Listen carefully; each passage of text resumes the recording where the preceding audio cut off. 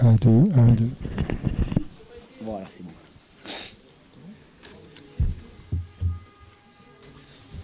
Nico, elle fait du bien celle-ci. Ouais, bah, les victoires font toujours du bien. Hein, les victoires font toujours du bien. Après, elle a été acquise dans la souffrance. On a fait preuve une fois de plus dans l'entame de match de réalisme. Il faut mettre en avant la performance de Koro qui, dès sa première occasion, met au fond. Il a beaucoup travaillé dos au but. Il nous a calé des ballons importants. Donc c'est important qu'il reste sur cette série de 4 buts en 3 matchs. Et après, ça a été bien sûr une victoire collective, mais sur des matchs, il faut être capable de reconnaître que certains ont été très performants. Et, alors bien sûr que je n'ai pas revu le match, puisqu'on vient d'en sortir, mais Axel Maraval a été décisif au moment important, et mettre en avant aussi la performance de la charnière centrale qui a été solide. Donc c'est ma première à s'en prendre de but, donc ça fait du bien. Cependant qu'il quitte sa dernière place qu'elle n'avait pas quittée depuis la 9e journée. Ouais, ça aussi, on y croyait la semaine dernière, on n'a pas réussi à quitter cette fameuse dernière place la semaine dernière. Ça se fait à du Gauguez, donc dans un moment de communion, donc c'est très bien. Mais il faut aujourd'hui, l'important c'est de gagner, mais c'était aussi de mettre en avant notre petit Dylan Riley qui s'est pété les croisés cette semaine, et c'était important de gagner pour ce garçon qui est toujours d'humeur égale et qui est un super minot. Donc je suis content, et maintenant on va être derrière lui pour son opération. Et à titre personnel, c'était important pour moi parce que c'est l'anniversaire de ma femme, donc je l'embrasse. À Mille-Borne, je l'embrasse. Est-ce qu'au-delà de ça, c'est pas aussi très important de ne pas avoir pris de but, justement, t'en parlais? Ouais, ça faisait un petit moment que j'en parlais. C'est vrai que contre Châteauroux, on a failli le faire, mais on n'a pas réussi puisqu'on a pris un but dans les... Maintenant, il faut beaucoup travailler sur pas mal de plans, mais notamment sur la maîtrise collective du ballon, où on a encore eu pas mal de déchets, même s'il y a des enchaînements qui ont été réussis, mais on doit faire preuve encore plus de maîtrise collective, et on va travailler aussi sur le plan athlétique, parce que je pense qu'il y en a qui manquent un peu d'essence dans le dernier quart d'heure, donc on va s'y atteler dès la semaine prochaine. En général, quelle est la satisfaction? Un délicat et qu'on est en dernière place, la satisfaction générale c'est de gagner un match.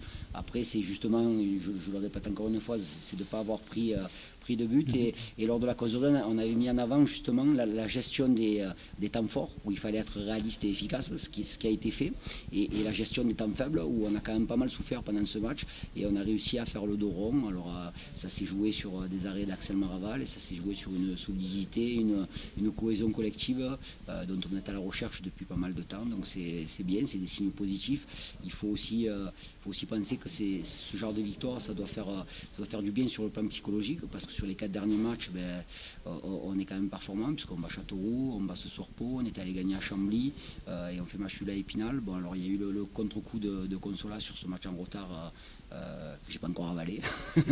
Mais bon, ça c'est pour ça, on est en vie. Voilà. L'important c'est qu'on est en vie ce soir, et s'accrocher à l'espoir, il n'y a rien de mieux que s'accrocher à l'espoir. Et quand on regarde, alors certes, on va dire, on prend chaque match après chaque match, Ouais. mais quand on regarde, ça se resserre sérieusement, j'allais dire, plus qu'à 6 points normalement du premier non relégable. C'est très bien. Maintenant, il va falloir enchaîner, il va falloir faire une fin de saison, on pourra employer le mot de monumental, mais alors après, bien sûr que c'est des phrases bateau, mais c'est pas moi qui les dit, c'est vous qui l'avez dit la phrase. Hein. Donc le match après match, c'est pas de moi ce soir. On va se préparer pour aller justement chez un concurrent à la montée la semaine prochaine. Alors je sais pas ce qu'a fait Lyon La Duchère, mais je sais que ce soir, voilà, donc il se retrouve à 43 points. C'est un prétendant en force pour la montée en Ligue 2, donc ça sera un match très difficile. Mais sur ce genre de match, il faut justement se lever la pression et être relâché pour pouvoir être performant. Vous l'avez démontré d'ailleurs en gagnant contre les leaders il n'y a pas longtemps. Ouais, c'est vrai qu'on a gagné à Chambly il y a 3 semaines maintenant. Et bon, après, la vérité d'un jour n'est pas celle forcément de l'autre, mais on se préparera en tout cas avec l'intention de ramener un résultat de... Le mental est là quand même. Ouais, le mental est là, mais sur ça, j'ai jamais douté. C'est simplement sur le contenu. Le contenu a été parfois frustrant, parce que j'estime que quand le contenu est là Généralement, à 80%, le résultat est là. Donc, il faut surtout pas faire le chemin inverse de dire il faut gagner des matchs. Non, il faut d'abord être bon. Et généralement, quand on est bon, on gagne des matchs. On a un petit peu aussi sur Koro qui est en forme et Bilal. Ouais, c'est bien. Ben, Bilal, vous savez tous les périodes difficiles qu'il a traversées à travers différentes blessures. Mais il a fait des efforts pour revenir, il s'est accroché. Et là, on peut parler de mental. Ben, c'est exactement ce soir son but. C'est la preuve qu'avec un mental d'acier, on est capable de revenir de certaines épreuves. Donc c'est très bien. Je suis très satisfait pour lui, très content pour lui.